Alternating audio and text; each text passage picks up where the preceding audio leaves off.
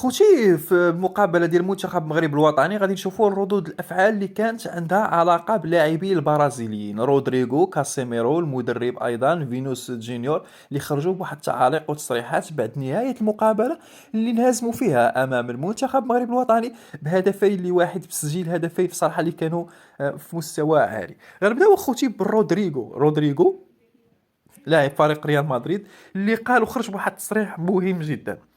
لاعب ريال مدريد صرح لواحد القناة ديال غالفاو بوينو البرازيليا قال ما بغيناش نعاتبوا على مثل هاد الامور مع المنتخب، لكن المشكل الاكبر كان هو الحكم.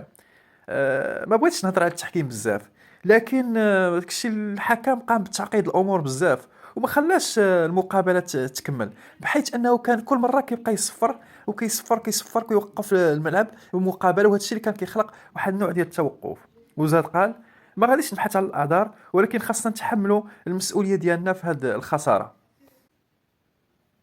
كاسيميرو لاعب فريق مانشستر يونايتد حتى هو عطى واحد التعليق ديالو وقال، صرح كاسيميرو لقناة غالفاو بوينو على اليوتيوب عقب الانتهاء ديالو المواجهة.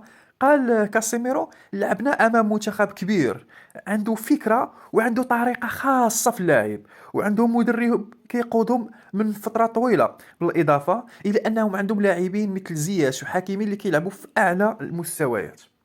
وزاد كمل، حنا عندنا مدرب جديد ولاعبين جداد وغنحاولوا القيام بالامور بشكل جيد والبحث عن فكره وطريقه خاصه بنا.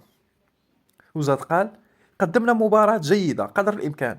يعني ملي كيتعلق الامر باللاعب المنتخب الوطني خاص ديما التفكير في الفوز فقط.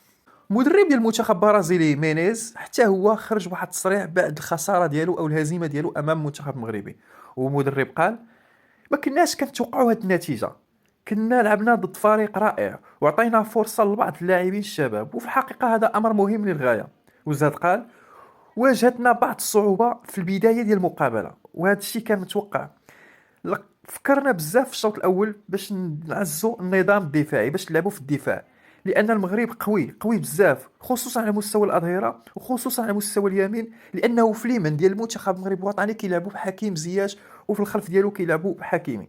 وزاد قال المدرب المقابله كانت صعيبه والهدف ديالنا كان هو الفوز بالمباراه، لكن ما حققناش هذا الهدف، ولكن انا راضي على المستوى اللي قدموا لاعبين البرازيليين. اذا خوتي ما تنساوش انكم تشتركوا معنا في القناه ديالنا وتخليونا واحد جيم لايك. الى اللقاء.